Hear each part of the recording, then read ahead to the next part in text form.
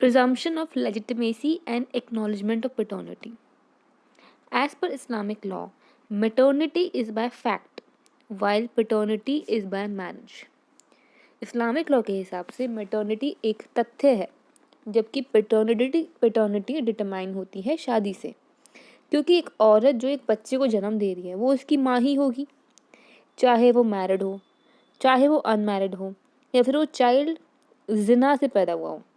सो एक माँ तो माँ ही होगी ना, तो मैटर्निटी एक चाइल्ड की कोई प्रॉब्लम क्रिएट नहीं करती।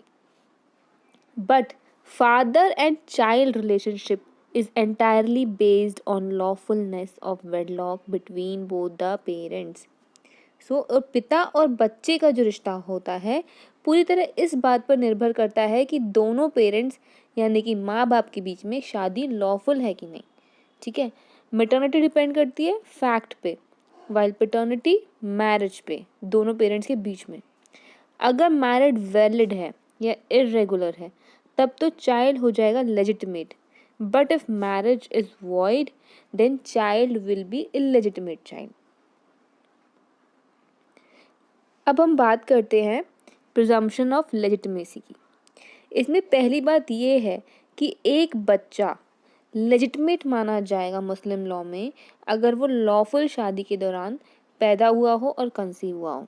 ठीक है, ही must be born and conceived during lawful wedlock, और here a child born after 6 months of marriage is legitimate unless the father disclaims it। मतलब अगर शादी हो गई और शादी के 6 महीने बीत जाने के बाद भी जो बच्चा पैदा हुआ है वो लेजिटिमेट होगा जब तक कि उसके पापा उसे डिस्क्लेम नहीं कर देते। और दूसरी बात, a child born with in 6 months, ये था आफ्टर, ये है विद इन। अगर 6 महीने के भीतर भीतर एक बच्चा पैदा होता है वो इलेजिटिमेट होगा अनलेस द फादर एक्नॉलेजेस। तो अगर फादर ने एक्नॉलेज कर दिया और वो बच्चा 6 महीने के भीतर भीतर पैदा हुआ है तभी वो लेजिटिमेट माना जाएगा, अदरवाइज वो इलेजिटिमेट चाइल्ड होगा। And a child born with in 2 lunar years after the termination of marriage is presumed to be legitimate unless disclaimed। और एक बच्चा जो शादी ख़त्म होने की, शादी टर्मिनेट हो गई और उसके 2 साल बाद 2 lunar years के भीतर वो पैदा होता है तो वो लेजिटिमेट बच्चा होगा जब तक कि उसे डिस्क्लेम या डिनाई ना कर दिया जाए। अब एक सेक्शन है 112 ऑफ इंडियन एविडेंस एक्ट जो सब धर्मों पर एक समान लागू होता है, चाहे मुस्लिम हो चाहे हिंदू हो, सब पर लागू होता है। अब इसमें भी बच्चे की लेजिटिमेसी डिटरमाइन होती है। इसमें ये बोला है the fact that any person was born during continuance of a valid marriage between his mother and any man, or within 280 days after its dissolution, the mother remaining unmarried, shall be conclusive proof that he is the legitimate son of that man, unless it can be shown that the parties to the marriage have no access to each other at any time when he could have been begotten। ये section बोल रहा है कि अगर जो बच्चा है वो वैलिड मैरिज की कॉन्टिन्यूएंस के दौरान पैदा होता है और माँ और किसी भी आदमी के बीच पैदा हो रहा है, ठीक है, और या फिर शादी डिसॉल्व होने के 280 डेज के भीतर वो पैदा हो जाता है और माँ अनमैरिड रहती है, तो ये कंक्लूसिव प्रूफ है कि वो उस आदमी का जायज़ बच्चा है, उस मैन का जायज़ बच्चा है। ये कंक्लूसिव प्रूफ बन जाता है। तो 2 कंडीशंस में, या तो शादी जब कंटिन्यू चल रही है, वैलिड मैरिज है, या फिर दूसरा 280 डेज़ के अंदर शादी डिसॉल्व होने के।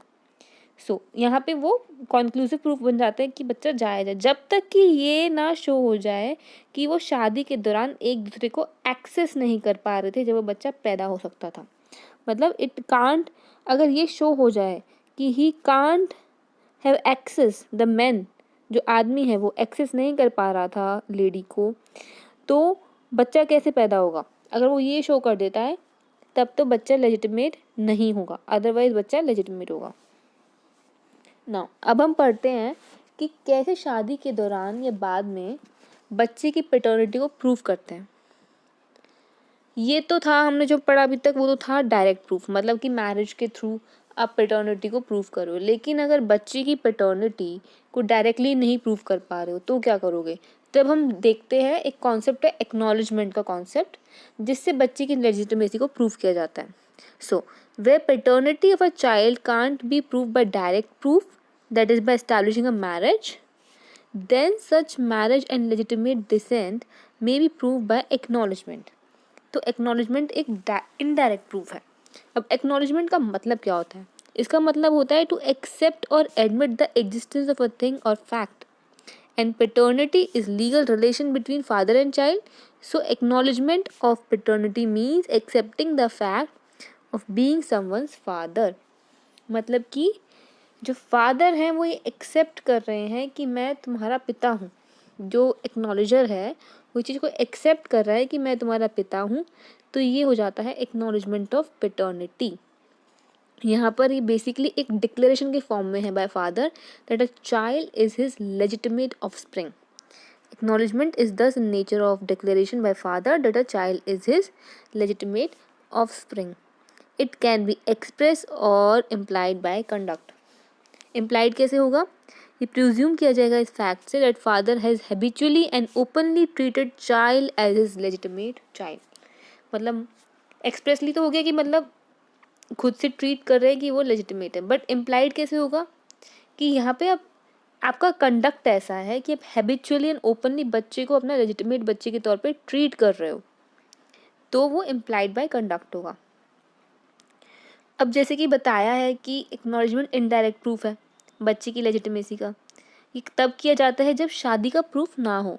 सो यहाँ पर ये अनसर्टेनिटी होती है कि शादी हुई है कि या फिर कब हुई है, या तो शादी हुई नहीं है या फिर हुई है।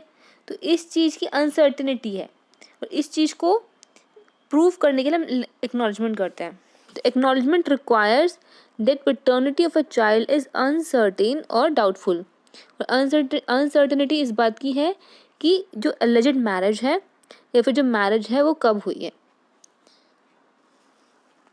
और दूसरी बात ये कि एक बच्चा इलेजिटिमेट है, तो ये बात प्रूव हो जाती है कि वो इलेजिटिमेट है, तो एक्नॉलेजमेंट नहीं कर सकते इस बात का कि ऐसे बच्चे को आप लेजिटिमेट बना दो बाद में।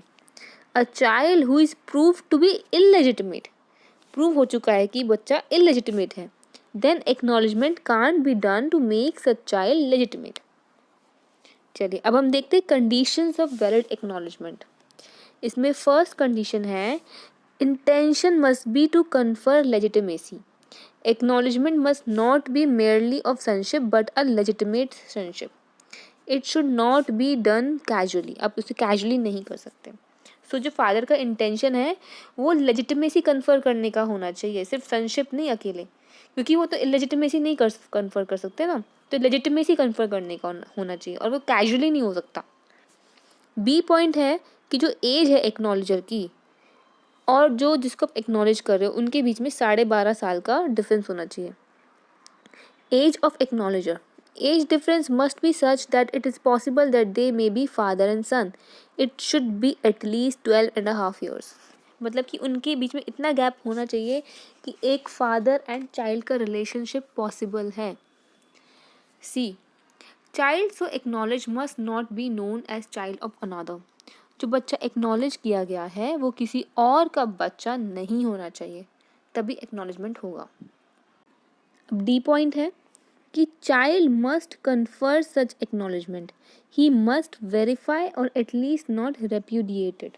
मतलब बच्चे को ऐसे एक्नॉलेजमेंट को कन्फर्म करना होगा, वो ऐसे एक्नॉलेजमेंट को मना ना करें। ई पॉइंट इज कि लीगल मैरिज पॉसिबल है between parents of child acknowledged. मतलब कि जो एक्नॉलेजर है, जो फादर अपने बच्चे को एक्नॉलेज करने जा रहा है और माँ के बीच में, उसकी माँ के बीच में, उस बच्चे की माँ के बीच में एक लॉफुल मैरिज पॉसिबल होनी चाहिए जब बच्चा कंसीव हुआ था उस टाइम पे, एंड ऐसा बच्चा अडल्ट्री इंसेस्ट वगैरह से नहीं होना चाहिए। So acknowledger and mother of child must have been lawfully joined in marriage at that time when child was begotten. essential to show that child essential to show that lawful marriage is possible and child is not fruit of adulterous intercourse, incest or fornication।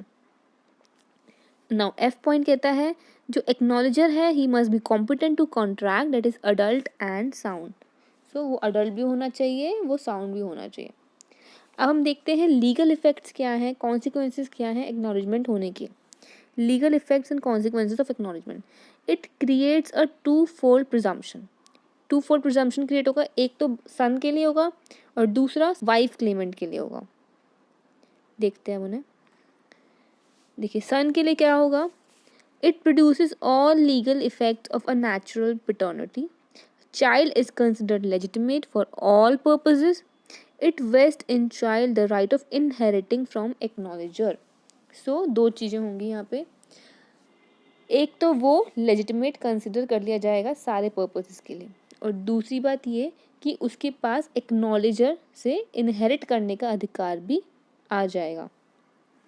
No next is wife, उसे क्या मिलेगा, एक तो उसे legal status मिल जाएगा wife का। ये wife कौन है, जो बच्चे की माँ है, ठीक है। अब उसे लीगल स्टेटस मिल रहा है लीगल वाइफ का, और उसे इनहेरिटेंस का राइट मिल रहा है। सो उसे भी दो राइट्स मिल रहे हैं, legal status of wife and inheritance.